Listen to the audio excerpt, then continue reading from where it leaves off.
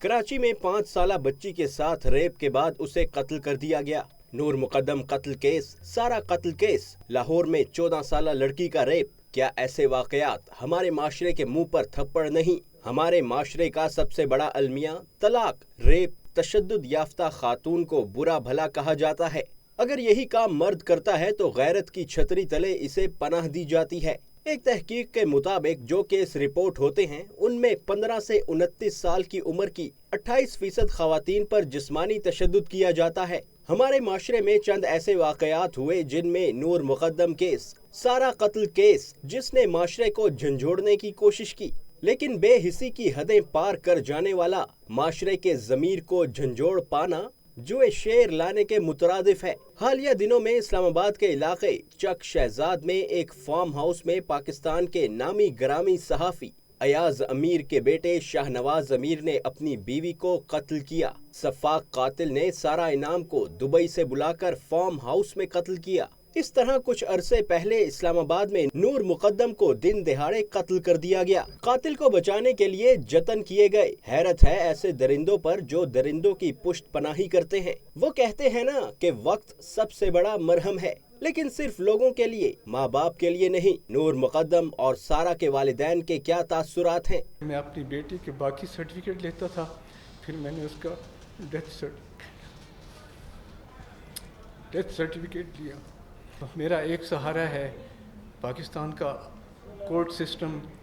अल्लाह करे कि हमें जल्दी इंसाफ मिले। इस पर हमारा मीडिया भी कुछ अरसे बाद खामोश रहता है क्योंकि मसला सारा रेटिंग का है। मजलूम की आवाज बनने के प्रोमो सिर्फ प्रोमो की हद तक ही है। इसी तरह सिंध यूनिवर्सिटी जाम शोरो के आर्ट एंड डिजाइन के शोबे की तलबा साजिदा अब्बासी की नूरियाबाद से लाश मिली। साजिदा अब्बासी और जाहिद सोलंगी ने 2 साल कबल शादी की थी। साजिदा आगे पढ़ना चाहती थी लेकिन इस बेहिस माशरे में जहां कानून की अमलदारी ना होने के बराबर है, मौत उसका मुकद्दर बनी। आखिर ऐसे वाकयात कब तक होते रहेंगे? कुछ अरसा पहले लाहौर के इलाके गुज्जरपुरा में मेन मोटरवे पर रेप केस का वाकया हुआ, जहां खातून गाड़ी का पेट्रोल खत्म होने पर मदद का इंतजार कर रही थी। जब 2 अफराद आए, गाड़ी का शीशा तोड़ा और उन्हें जंगल में ले जाकर उनके बच्चों के सामने रेप किया। खवातीन के खिलाफ जो मज़ालिम हो रहे हैं, ये बहुत अहम इशू है। और ख़वातीन के ख़िलाफ़ जो कवानीन थे जो मिलिटेट कर रहे थे ख़वातीन के ख़िलाफ़, उन कवानीन को तब्दील करने की ज़रूरत है।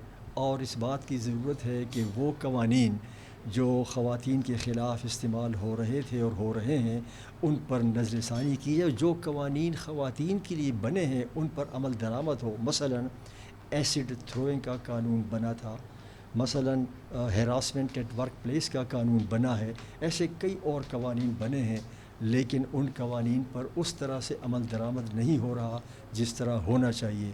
जब तक आपके मुल्क में सज़ा और जज़ा नहीं होगी ना, नूर मुकद्दम का केस हुआ, उसके बाद क्या हुआ किसी को पता है? आपको पता है कि क्या फैसले हुए, क्या नहीं हुए? और अब एक और हुआ था वो जो जर्नलिस्ट हैं उनके बेटे का। देखिए, जब तक आप सज़ा नहीं देंगे, जब तक अल्लाह ताला ने जज़ा और सज़ा ऐसे ही नहीं रखी, किसी मकसद से रखी गई है। ये जो वाक़ये हुए निहायत अफसोसनाक है ना।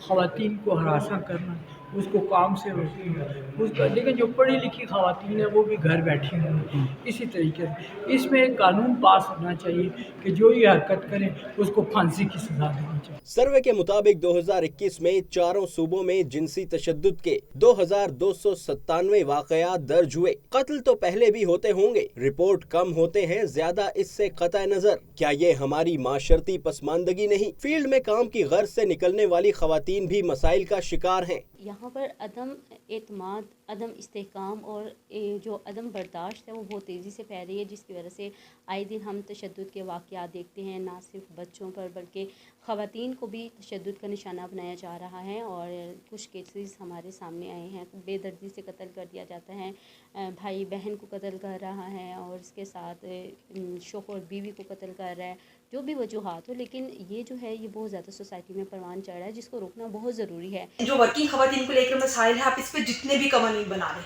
आप जो मर्जी कर लें, वो सब के सब फजूल है जब तक ये सोसाइटी खुद خواتین کے جو مقام ہے اس کو تسلیم نہ کرے. آپ چھوڑ دیں. اگر ہم بات کریں نا ان مردوں کی, مطلب اگر میں سڑک پہ کھڑی ہوں تو کوئی اٹھ کر کے گزرتا ہے, کوئی بائک پہ جا رہا ہے, کوئی مزدور ہے, آپ ان کو چھوڑ دیں. ہم آتے ہیں پڑھے لکھے طبقے کی طرف, پڑھے لکھے مردوں کی طرف. میں روڈ پہ گاڑی چلا رہی ہوں, ٹھیک ہے, اب میرے پاس آلٹو ہے 660 cc, اس کا کوئی مقابلہ نہیں ہے ویگنار کے ساتھ, ویگو ڈالے کے ساتھ, پراڈو کے ساتھ. اس نے کوشش کرنی ہے, پہلے تو اب اپنے دھیان فون پہ لگا ہوگا نا, میں آپ کو اپنا ایکسپیرینس بتا رہی ہوں. میں نے آفس پہنچنا ہے, میں جلدی میں ہوں, وہ سائڈ پہ بالکل مزے سے فون پہ لگا ہوا ہے, میں اوور ٹیک کر کے گزر جاؤں.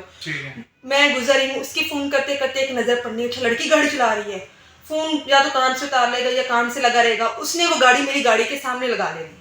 اس نے کوشش کرنی ہے, لڑکی ہے یا خاتون ہے, یہ میری گاڑی سے آگے بھی گاڑی کیوں چلائے. چلیں یہ تو وہ ہو گئے جو پڑھے لکھے مرد ہیں, جن کو ہم کہتے ہیں کہ جناب یہ الیٹ کلاس سے تعلق رکھتے ہیں, ان کی سینس ہے, ان کی سینس کی بات کر رہے ہیں. اب دوسری بات آ جاتی ہے جو ہم عام سوسائٹی, جو ہم جیسے مڈل کلاس لوگ ہیں.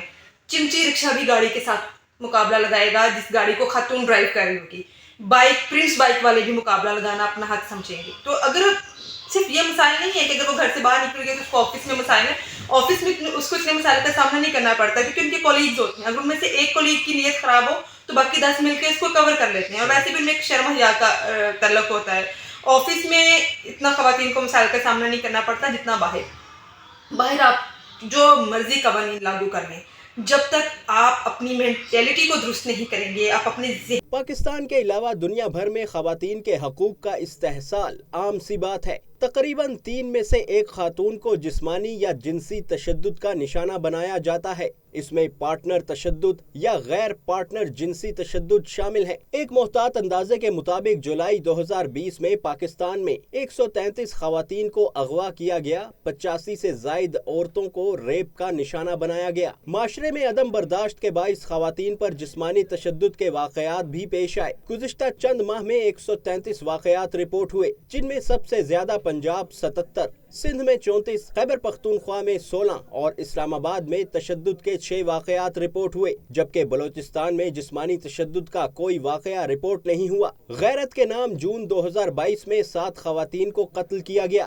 جن میں سے 4 سندھ اور 2 پنجاب سے ہیں. اس سال بچوں کے ساتھ جنسی استحصال کے 85 مقدمات رپورٹ ہوئے, جن میں ریپ کے 47 واقعات پنجاب میں, 16 سندھ میں, کے پی میں 11 اور اسلام آباد میں 10, جبکہ بلوچستان میں 1 کیس رپورٹ ہوا. ایک محتاط اندازے کے مطابق ہر ماہ 82 بچوں کو اغوا کیا جاتا ہے, جس میں سب سے زیادہ شرح پنجاب میں ہے. اسی طرح گھریلو خواتین پر تشدد کے کیسز بھی سامنے آ رہے ہیں. ان واقعات پر عوام حکام سے کارروائی کا مطالبہ تو کر رہے ہیں, لیکن ان ریپ, جنسی زیادتی اور ایسے واقعات کے پیچھے اسی معاشرے کے رہنے